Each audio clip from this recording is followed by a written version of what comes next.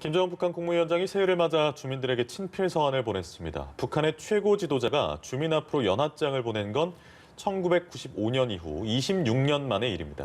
김 위원장이 북한의 최대 정치 행사인 당대회에서 어떤 목표와 노선을 내놓을지 관심이 쏠리고 있습니다. 두 분과 함께 관련 내용 짚어보겠습니다. 박원곤 한동대 국제지역학 교수, 정대진 아주대 통일연구소 교수 오셨습니다. 어서 오세요. 네, 안녕하세요. 북한의 8차 노동당 당대회 5년 만에 열리는 건데 임박을 했다 이런 관측은 많이 나오지만 언제라고 지금 특정은 안 되고 있죠, 아직. 어떻습니까, 교수님? 근데 지금 상황을 봐서는 지금 아마 열리고 있어도 이상하진 않습니다. 이미 당 대표자들이 다 연말에 평양에 모인 것으로 확인이 되었고 1월 1일은 이제 뭐 새해 첫날이고 그리고 그 전에 자정 넘어서까지 행사가 있었던 걸 감안해서 하루는 뭐 휴식으로 좀 건너뛰고 했을 때 1월 2일 오늘 뭐 10시부터 또 4.25 문화회관에서 보통 열리게 되는데 지금부터 열리고 있고 그걸 모아서 내일 뭐 아침 6시에 조선중앙TV에서 방영을 한다 해도 이상한 상황은 사실 아닙니다. 좀 지켜봐야 할 것 같습니다. 코로나19 상황이 있는데도 불구하고 이렇게 최대 정치 행사라고 봐도 과언이 아닐 텐데 이런 걸 개최하는 북한의 속내는 어떻게 좀 파악하고 계세요?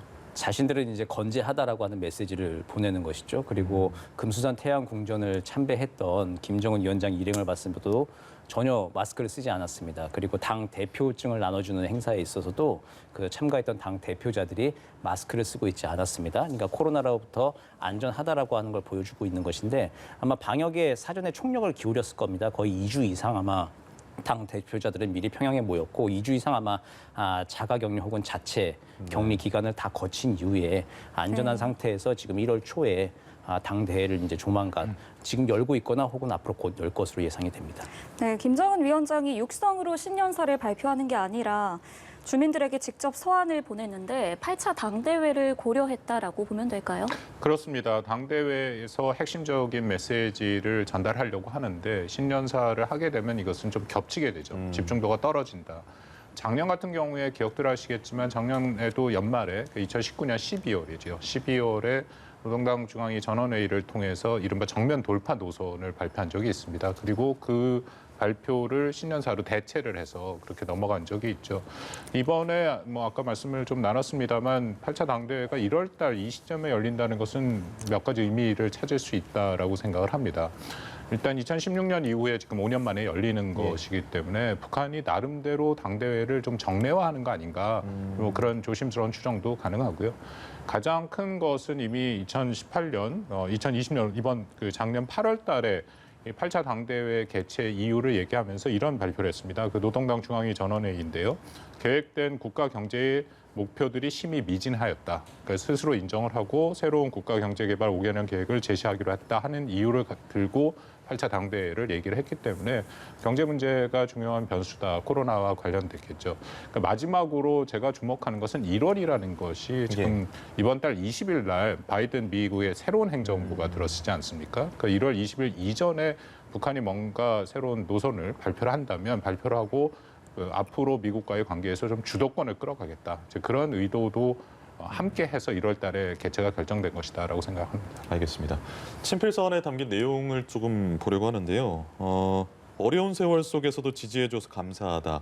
새 시대를 위해서 싸우겠다. 이렇게 인민에 대한 메시지를 많이 내놨어요. 쌍십절 때 작년 말에도 그때 연설에서 인민에 대한 사랑이나 뭐 눈물을 보이기도 했었는데 이런 것들은 북한의 최고 지도자로서 좀 보기 힘들었던 장면인 것 같습니다. 어떻습니까? 이게 표현은 굉장히 좀 과하다고 이제 우리가 이례적이다라고 생각할 수 있겠지만 뭐 그 김일성 때부터 해서 인민 대중주의라고 하는 건 기본적인 북한의 이제 대내 노선으로 하나 확립되어 있는 것들이 있습니다. 이걸 김정은 시기에 인민 대중주의를 이제 화려하게 굉장히 부활시켜가지고 아주 극적으로 좀 사용을 좀 하고 있는 양상인데요. 특히 지금 어려운 상황입니다. 굉장히 좀 어려운 상황 속에서 최고 지도자가 인민 대중들 한 명 한 명한테 이제 최고의 이제 위로와 헌신, 뭐 격려 같은 것들을 보내주면서 최고 지도자와 인민들 계속 동기화시키는 것이죠. 그러면서 이제 그 김정은식의 이제 인민 대중주의를 통해서 인민들을 다독이고 앞으로 나아가기 위한 초석들을 좀 놓고 있는 것인데 얼마 전에 인민을 위하여라고 하는 화보집도 또 발간을 했습니다. 북한이 따로. 거기 보면 인민의 의식주 생활, 문명 생활 향상을 위해서 불철주야 뛰고 있는 김정은 위원장의 모습을 칼라로 담아가지고 이제 전국에 다 보급을 하고 했습니다. 이제 이런 걸 통해서 최고 지도자가 인민 스스로 한 명 한 명한테 얼마나 신경을 쓰고 있는가 있다라고 하는 걸 보여주면서 지금의 어려움을 당 간부만 가지고 또 나갈 수는 없거든요. 지금 세대 교체 중에서 그 과거 세대와의 이제 그 김정은 위원장의 약간 동기화가 좀 안 되는 부분들이 좀 있습니다. 파열음들이 있는데 이런 것들을 인민 대중을 좀 이끌고 나가서 직접 돌파하겠다. 김정은식의 정면 돌파, 그 핵심 기제로 인민 대중주의를 보여주고 있다. 이제 이렇게 볼 수 있을 것 같습니다. 네, 그런가 하면 이번 당대회에서 새로운 국가 경제 발전 계획을 내놓겠다고 예고를 했는데요. 대북 제재로 인한 경제난도 있고 코로나19 상황도 있는데 이 위기를 어떻게 타개할 거라고 보시는지요? 북한의 가장 큰 고민이다라고 생각을 합니다. 2016년 7차 당대회에서 경제개발 5개년 계획, 전략이라는 표현이 나왔는데요. 그것을 통해서 뭐 특히 김정은 시대의 가장 핵심이 경제를 개발하겠다라는 분명한 의지가 있지만 우리가 뭐 충분히 알다시피 북한이 매우 어려움, 이른바 삼중고를 겪고 있지 않습니까? 경제 제재와 코로나19 더불어서 홍수 피해에 복구가 안 됐고 김정은 시대에 들어서 가장 핵심적으로 했던 사업들, 예를 들어서 원산 갈마의 그런 것도 지금 결국 계속 미루다가 아직 완공이 되지 않은 상황이고 또 평양에 건설했다라고 하는 그 종합병원 같은 경우에도 아직 그 다음에는 소식이 없는 그런 상황이니까 전체적으로 북한 경제가 매우 어렵다라는 것은 분명하고요.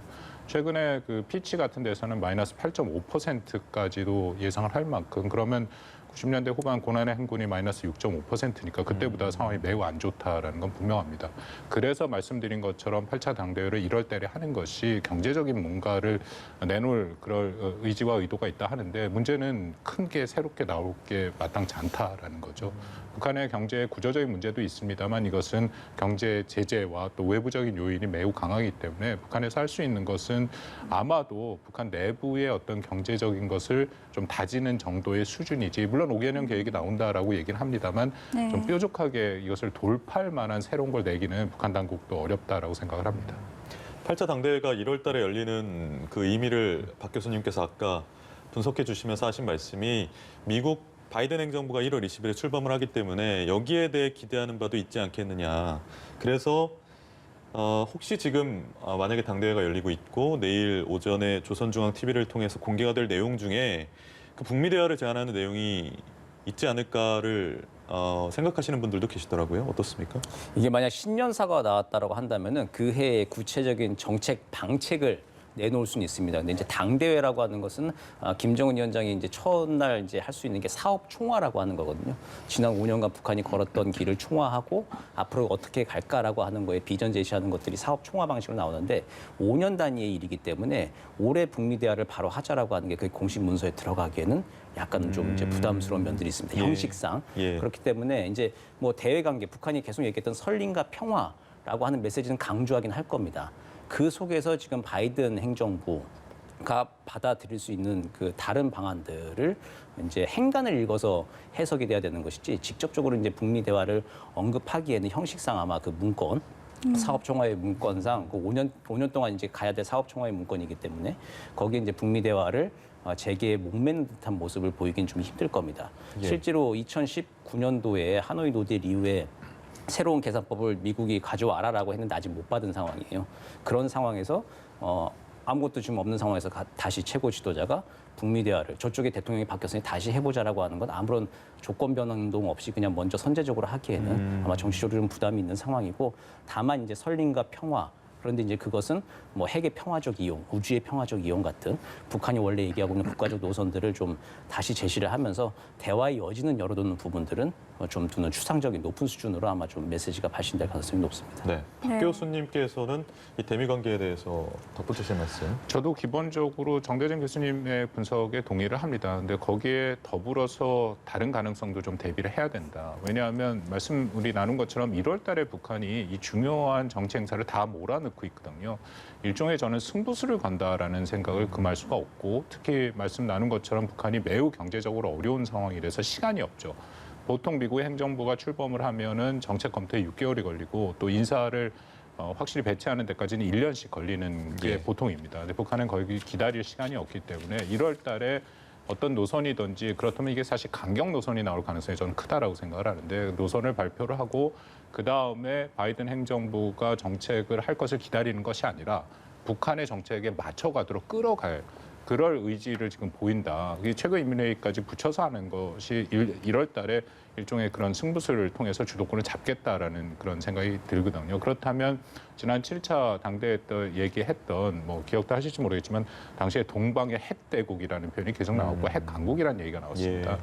예. 여태까지 북한이 뭐 계속 핵 보유에 대해서는 좀 모호한 입장을 밝혔는데 이번에도 여전히 오히려 조금 더 명확하게 핵 보유의 의지를 밝히면서 지금까지 해왔던 한반도의 비핵화 대화보다는 핵 군축 협상을 하겠다라는 식의 그런 압박은 굉장히 강도가 높은 압박이 되거든요. 그 가능성까지도 조심스럽지만 포함해서 우리가 좀 생각할 필요는 있다라고 생각을 합니다. 네, 알겠습니다. 이번에 냉랭해진 남북 관계가 풀릴지에도 관심이 쏠리고 있는데요.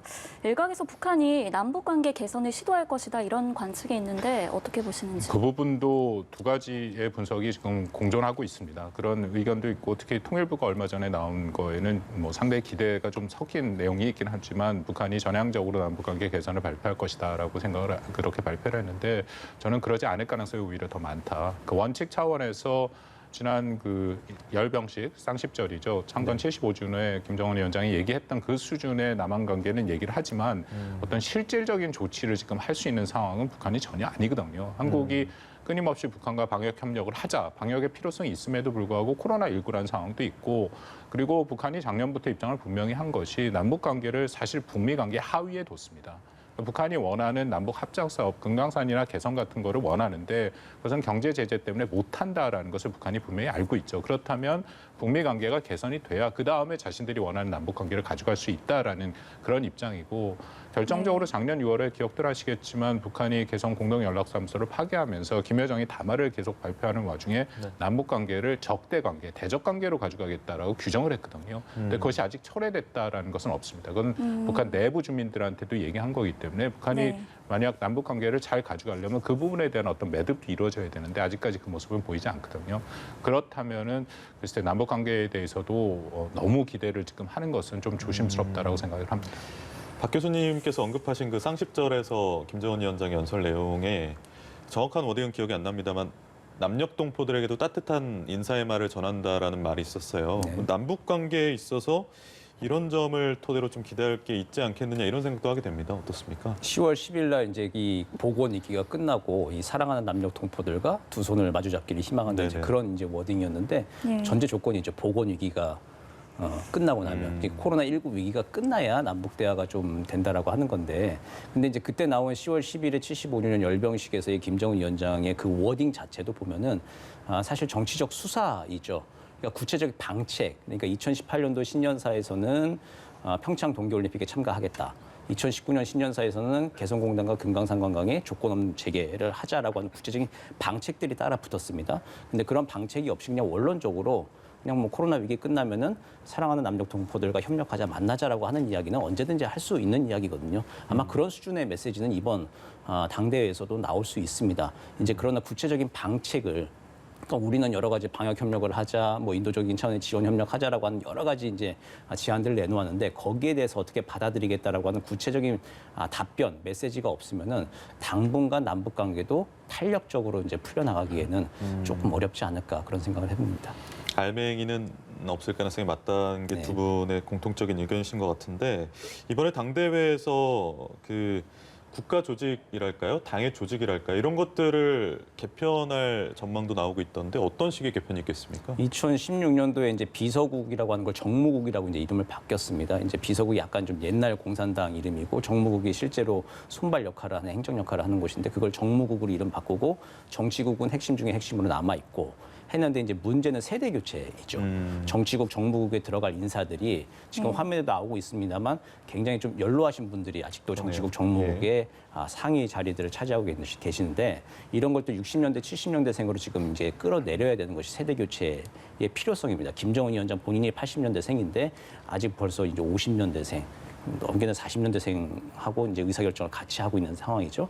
그걸 60년대생, 70년대생으로 이번에 얼마만큼 끌어내릴지 그래서 인물 교체의 면을 아마 당대의 결과를 좀 주의해서 좀 봐야 될 것 같습니다. 네, 김여정의 위상 변화도 궁금한데요. 권력 핵심인 정치국 위원에 임명될 가능성은 얼마나 있다고 보시는지요? 뭐 그 가능성은 늘 열려 있다. 지금 후보위원이니까 의원이 될 가능성은 열려 있다라고 판단을 합니다. 근데 네. 그보다 더 중요한 것은 이미 김여정의 역할은 굉장히 중요한 핵심 역할을 하고 있다라는 것은 작년 한 해 동안 우리가 충분히 봤죠. 특히 대남과 대미의 핵심 사업을 총괄하고 있다라는 그런 여러 가지 담화를 통해서 실질적으로 보여주고 있고, 더불어서 저는 김정은 위원장과 김여정이 이 역할 분담을 좀 하고 있는 모습은 분명히 보입니다. 특히 김정은 위원장이 작년에 보여줬던 것은 대남의 유화적인 메시지를 계속 보냈고, 근데 반면에 김여정은 굉장히 강경 메시지를 보냈거든요. 그렇죠. 그렇다면 나름대로 그런 역할 분담을 통해서 대남 관계도 좀 조정을 하고 있다.